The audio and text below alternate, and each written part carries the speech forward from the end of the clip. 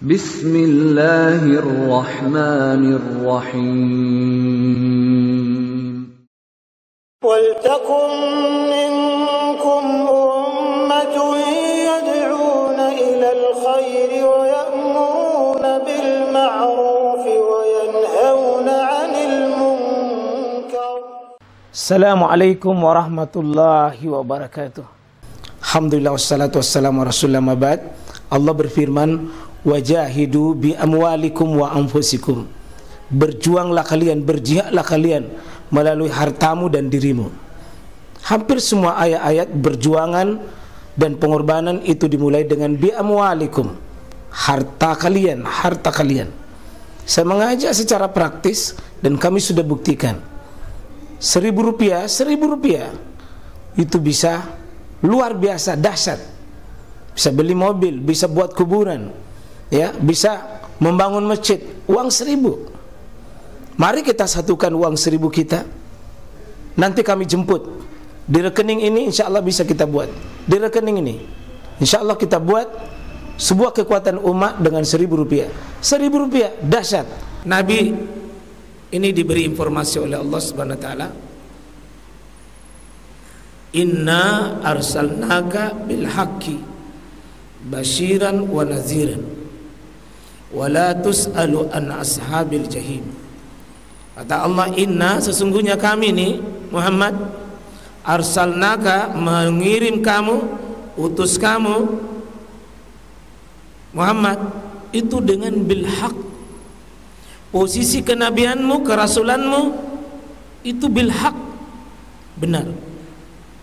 Jadi ini harus kita terima ini, Pak. Muhammad posisinya bil haq, kenabiannya bil haq. Dan itu harus kita yakini nih. Ya, inna nabiyukal haq, antal Muhammad al haq, Qur'anuka haq, bil haq, benar, tidak boleh ragu-ragu. Dan tugas Muhammad itu cuma dua saja. Basyiran, kamu bawa berita gembira kepada orang-orang yang taat, orang-orang yang soleh, yang setia mengikutimu. Kasih basyiran, berikan berita-berita gembira atas kesolehannya, atas keimanannya, atas keteguhan dan istiqomahannya membela agama Islam ini. Tapi tidak cukup. Ada kata wa nazira, juga mengancam, memberi peringatan, ya, memberi teguran. Nazir, ancam neraka, ancam azab, ancam hukuman dari Allah. Jadi inilah metode pendidikan Nabi, Pak, bil haq. Ya ustaz, itu harus basyiran wa nazira. Di mana dia cocok basyiran, di mana dia cocok naziran. Guru harus basyiran wa naziran. Orang tua harus kadang-kadang basyirannya maju, kadang tidak cocok basyiran, nazirannya. Tidak boleh basyiran terus dan tidak boleh wa naziran terus. Ya. Tapi didahulukan di sini basyiran, artinya banyak-banyak menggembirakan orang-orang beriman. Terus ada penegasan Allah kepada Muhammad, Muhammad, wala tus'alu, kamu tidak akan ditanya dengan orang yang tidak mau taat sama kamu, keingkarannya, kekafirannya, kemusyrikannya, kemaksiatannya. Wala tus'al, kamu tidak ditanya an ashabil jahim. Ini kalau dalam ilmu balaga, ashabil jahim itu pelaku-pelaku dosa dan maksiat yang sulit untuk diharap lagi taubatnya, sulit diharap lagi kesolehannya, sulit diharap itu mundur menuju kebaikan. Dan itu bahasa balaganya ashabul jahim, siap mami menjadi penghuni neraka. Muhammad, jangan kau sedih, jangan kau sedih, jangan kau sedih atas perilaku orang di sekelilingmu. Kau harap sekali dia beriman, kau harap sekali menjadi pembelamu. Kau harap sekali menjadi pendukungmu, setia dengan kamu. Tidak. Seperti Yahudi dan Nasara. Karena ayat ini jemaah sekalian bicara sifat-sifat Yahudi dan Nasara di sebelumnya. Ini termasuk di sini. Ini. Wadda katsirun min ahlil kitab. Itu banyak sekali kaum ahlil kitab. Ahlul kitab itu artinya sudah diberi kitab, yakni Yahudi dan Nasara itu. Lau yarudunakum min ba'di imanikum kufara. Sekiranya mereka itu membuat kamu itu yarudunakum, mengembalikan kamu kepada kufara min ba'di imanikum, sesudah kamu beriman. Itu Yahudi dan Nasara itu mau sekali kamu itu dibawa kepada sesudah kau beriman mau menjadi kufara. Atas dasar apa? Cuma hasadan min indi anfusihim. Karena hasad, kedengkian kaum Yahudi, kebencian itu dibongkar oleh Allah. Benci kepada kamu itu sebenarnya karena hasad saja. Jadi sifat-sifat Yahudi itu dibongkar oleh Allah dari awal surah Al-Baqarah. Sebenarnya itu dibongkar itu. Maka pantaslah Nabi kita Muhammad dengan sajian sahabat di Madinah ini yang dibahas untuk pembekalan bahwa di sekeliling kita ini Nabi berhadapan dengan banyak Yahudi, banyak Nasara, dan ini semua punya ahli kitab. Nabi itu menghendaki sekali sebenarnya dia menjadi pendukung.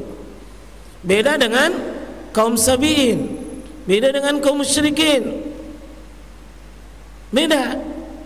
Ini kaum Sabi'in memang tidak ada nabinya, tidak ada rasulnya. Kaum musyrikin tidak ada nabinya, tidak ada rasulnya. Maka Nabi tidak terlalu berharap kepada mereka. Tapi ini Yahudi, Nasara, Nabi mau sekali karena kemiripannya sangat besar. Tapi ternyata ada penyakitnya Pak Yahudi. Apa itu? Hasadam min indi anfusihim. Ada kebencian, ada hasad. Dan ini bahaya kalau pindah di kaum muslimin. Muslim dengan muslim, Pak, maaf, kita banyak persamaan. Yang sama-sama Nabi Muhammad, sama-sama ahli kitab, maaf, sama-sama kitabnya Quran, sama-sama Ka'bah, sama-sama pusat sana, rukun Islamnya sama, rukun imannya sama. Kenapa kita tidak bisa menyatu? Penyakitnya apa, Pak? Penyakitnya kaum kitab itu menurun di kaum muslimin. Apa itu? Hasadam min indi anfusihim. Kedengkian.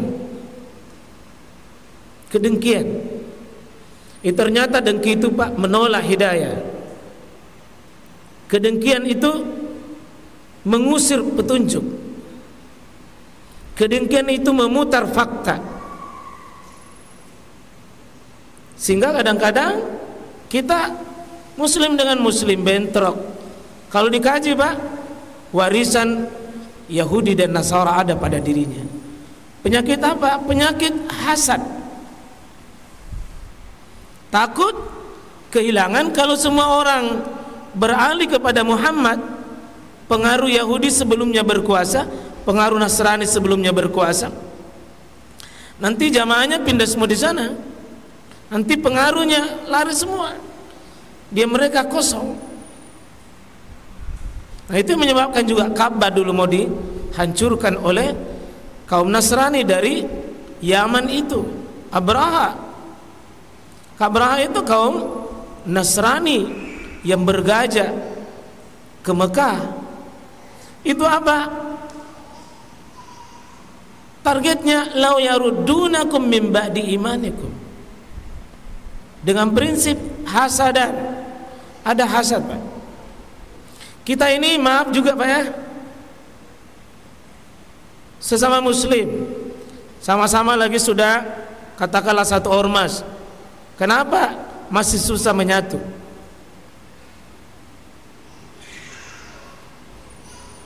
Antara misalnya Satu cabang dengan cabang, satu ranting dengan ranting, satu amal usaha dengan satu amal usaha. Itu penyakit yang berbahaya. Wanti-wanti penyakit hasadan, hasad. Dipersempit jamaah masjid, sama-sama jamaah, sama-sama jamaah. Bertemu imam sama, kiblat sama, masjid sama, sama. Tapi kenapa hatinya susah bertemu? Tidak lain hasadan, ada hasad.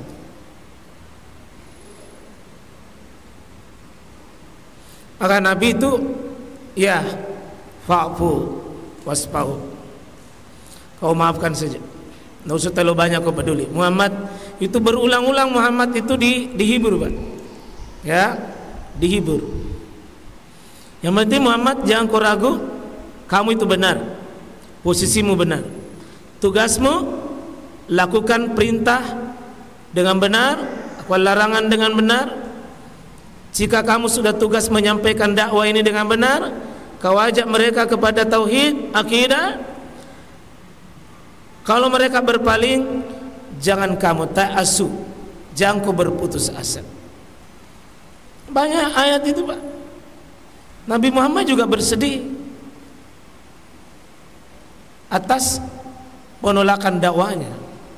Dan kita baca ayat ini, jemaah sekalian, kita baca ayat ini namanya